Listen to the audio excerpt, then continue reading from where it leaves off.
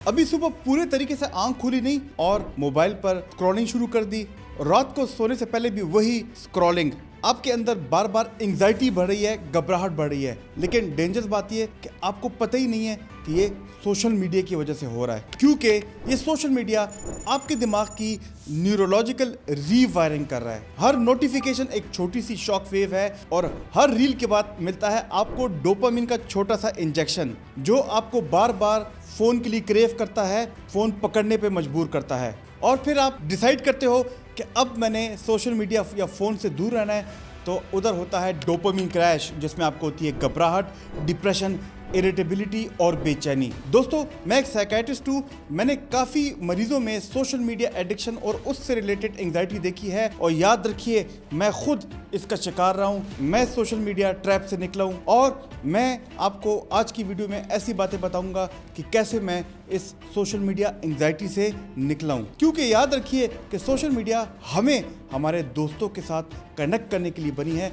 हमें एंजाइटी देने के लिए नहीं। आप सोचते हैं कि सोशल मीडिया आपकी इंटरटेनमेंट है या ज़रूरत है, लेकिन अब ये आपकी एंजाइटी की वजह भी बन रही है। याद रखिए कि इनके एल्गोरिथम सिस्टमेटिकली डिज़ाइन किए गए हैं ताकि वो आपकी अटेंशन रिटेंशन को कैच कर सके और आपके अंदर बार बार एंजाइटी का लूप जनरेट हो। इस वीडियो के आखिर तक जुड़ना, क्योंकि मैं न सिर्फ आपको इसकी साइंटिफिक कॉजेज बताऊंगा, बल्कि आपको उसका रियल टाइम सोल्यूशन भी बताऊंगा जिसे मैंने खुद आजमाया। तो जुड़े रहना मेरे साथ। दोस्तों, मेरा नाम प्रोफेसर डॉक्टर अली एहसान मुफ्ती है। मैं एक साइकियाट्रिस्ट हूँ और बहुत ज़्यादा लोग मैंने इस तरह देखे हैं जिनको सोशल मीडिया की वजह से एंजाइटी होती है। लेकिन प्रॉब्लम एंजाइटी का होना नहीं, प्रॉब्लम यह है कि उनको पता ही नहीं है कि एंजाइटी उनको सोशल मीडिया की वजह से है। और उससे बड़ा प्रॉब्लम कि लोग फिर भी सोशल मीडिया छोड़ नहीं सकते। आप जब भी सोशल मीडिया यूज करते हैं, Instagram, TikTok, Snapchat, YouTube, Facebook और इस तरह की दीगर चीजें, ट्विटर वगैरह, तो आपको कांस्टेंट नोटिफिकेशंस मिलती हैं जो कि आपको कंपेल करती है कि आओ इस नोटिफिकेशन को फॉलो करो, मैं कुछ देखना चाहता हूं। और उन छोटे नोटिफिकेशन से आपको मिलते हैं छोटे छोटे डोपामीन के डोजेस, जो कि इंतहाई अनहेल्दी है। याद रखें, रात को स्क्रॉलिंग करने से नींद भी डिस्टर्ब होती है, क्योंकि इससे निकलने वाली ब्लू लाइट आपके दिमाग में रिलीज होने वाले स्लीप हार्मोन मेलाटोनिन को डिस्टर्ब करती है। लेकिन सबसे बड़ी एंजाइटी जो कि मैंने सोशल मीडिया को लेकर देखी है लोगों में, और स्पेशली जनरेशन जी और अब जनरेशन अल्फा में भी, कि वो होता है कंपैरिजन विद अदर्स। आपको दूसरे की लाइफ अच्छी लगती है, दूसरे प्यारे भी लगते हैं, और अपनी लाइफ आपको बेकार और बोरिंग महसूस होती है। इसके साथ साथ एंजाइटी तो होती है, घबराहट जैसे दिल की धड़कन तेज होना, बार बार परेशानी आना। लेकिन इसके साथ साथ एक और चीज देखी है, वो है FOMO, fear of missing out. यानी कि आप एंटरटेनमेंट के लिए फोन उठाते हो, किसी दोस्त को देखते हो कि कहीं वो पिकनिक मना रहा है और आप कमरे में बैठे हो, तो वो एंटरटेनमेंट भी आपके लिए स्ट्रेस बन जाता है। और याद रखें, ये सिर्फ एंजाइटी की फीलिंग्स नहीं है, और साइंस कहता है कि आपका दिमाग वाकई रीवायर हो रहा है और उसके स्ट्रक्चर में नेगेटिव चेंजेस आ रही हैं। जैसे कि मैंने बताया कि जब भी कोई नोटिफिकेशन होता है या आपको कोई लाइक करता है, आप पे कमेंट करता है, तो आपको छोटी सी डोपामिन की किक मिलती है। वैसे किक्स तो हमें भी मिलती हैं जब हमारे वीडियोस को कोई लाइक करे, कमेंट करे और अपने किसी करीबी के साथ शेयर करे। लेकिन जरा सोचो, कितने ऐसे लोग हैं कि उनकी पिक्चर पे उनको कमेंट्स नहीं मिलते, लाइक्स नहीं मिलते, और उससे बढ़ के ये, अगर उन्हें कहा जाए कि आज इंटरनेट खराब है या आपका फ़ोन ख़राब है और 3-4 दिन बाद इंटरनेट ठीक होगा या आपका फ़ोन वापस आएगा, तो उस टाइम पे होगा आपका डोपामिन क्रैश। आपको घबराहट, एंजाइटी, इरिटेबिलिटी और इस किस्म के काफ़ी मसले हो सकते हैं। और इससे बढ़ के ये कि बार बार सोशल मीडिया के एक्सपोजर से आपका एमिग्डाला ओवर एक्टिव हो जाता है। तो ज़रा सोचो, फोमोस का सिलसिला चलता रहा, आपकी सोचों पे इसका नेगेटिव इम्पैक्ट होगा, आपकी इमोशनल सेंटर ज़्यादा हाइपर एक्टिव होगी, तो इसका नतीजा आपके बिहेवियर पे भी आएगा और आप मेंटल हेल्थ डिसऑर्डर्स, जिसमें एंजाइटी डिसऑर्डर और लेटर ऑन डिप्रेशन में भी जा सकते हो। और मैंने देखा है कि लोगों के रिश्ते टूटे हैं क्योंकि वाइफ या हस्बैंड वो सिर्फ स्क्रॉल कर रहे होते हैं, लेकिन फिजिकली वो अटैच नहीं होते। लोग डिनर्स पे जाते हैं, मोबाइल पे स्क्रॉल कर रहे होते हैं, लेकिन वो आपस में कनेक्टेड नहीं होते। इसके साथ साथ प्रोडक्टिविटी का क्रैश होता है, यानी कि हर 15-20 मिनट बाद आपको मोबाइल की ज़रूरत पड़ती है। और आप तो ये भी कहते हो कि मैं पढ़ाई या काम मोबाइल के बगैर कर ही नहीं सकता। याद रखो, जब ये टॉक्सिक साइकिल बन जाता है, एंजाइटी मोबाइल, एंजाइटी मोबाइल, तो इससे आपकी सेल्फ स्टीम मुतासर होती है और आप जल्दी जल्दी बर्न आउट महसूस करते हो। ये बर्न आउट नहीं है, ये एंजाइटी का ट्रैप है जो कि सोशल मीडिया ने आपको दिया। लेकिन गुड न्यूज़ ये है कि दिमाग तो फ्लेक्सिबल है और अगर इसकी गलत रीवायरिंग हो सकती है तो इसमें पॉजिटिव रीवायरिंग भी हो सकती है। और मैं कैसे इस ट्रैप से निकला, मैं आपको प्रैक्टिकल सॉल्यूशंस बताता हूं। सबसे पहले जो मैंने किया कि फ़ोन रात को सोने से पहले अपने साइड टेबल पे मैं नहीं रखता, बल्कि उससे कम से कम अपने आप से 2 या 3 मीटर दूर रखता हूं।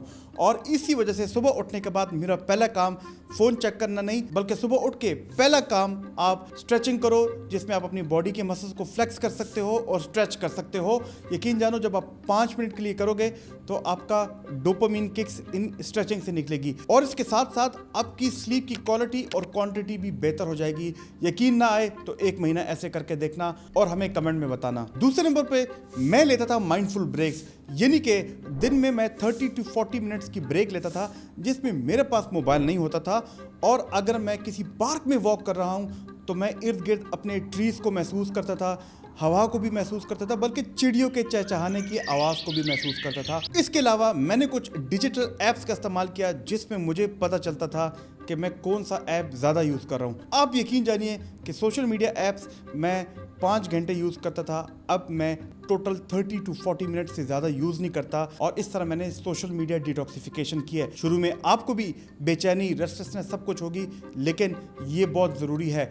और अगर आप समझते हो कि कुछ व्हाट्सएप ग्रुप ज़रूरी हैं, कुछ व्हाट्सएप की नोटिफिकेशन ज़रूरी है, तो उनको अलग से सेटिंग्स में जाके इनेबल करो, क्योंकि याद रखिए आपने डिजिटल नॉइज और डिजिटल नोटिफिकेशंस को कम से कम रखना है, ताकि आपकी डोपामिन किक इन चीज़ों पे डिपेंड ना करे। जहाँ पे रात को या शाम को स्क्रॉलिंग आती है, वहाँ पे मैंने इसके साथ किया पॉजिटिव स्वैप, यानी कि अब मैं रात को फ़ोन नहीं पढ़ता, बल्कि मैंने 10 मिनट से बुक रीडिंग स्टार्ट की और अब मैं 30 मिनट्स एवरी नाइट बुक पढ़ता हूँ, जितनी भी पढ़ सकूँ। इसके साथ साथ मैंने, बल्कि आप भी रात को जर्नलिंग स्टार्ट कर सकते हैं, इनके जो कि आपकी दिन भर की थॉट्स होंगी उसको वहाँ पे लिखें और अगले दिन पे आपने क्या काम करना है वो भी लिखिए। दोस्तों याद रखिए कि ये छोटी छोटी आदतें आपके सोशल मीडिया से जनरेट होने वाली एंग्जाइटी को बिल्कुल ख़त्म कर सकती हैं। लेकिन अगर आप फिर भी आपको फ़ायदा ना हो तो आप 4-7-8 ब्रीथिंग टेक्निक को भी अपना सकते हैं। अगर आपने भी 4-7-8 टेक्निक और प्रोग्रेसिव मस्कुलर रिलैक्सेशन के बारे में जानना है तो हमारी ये वाली वीडियो ज़रूर देखना। दोस्तों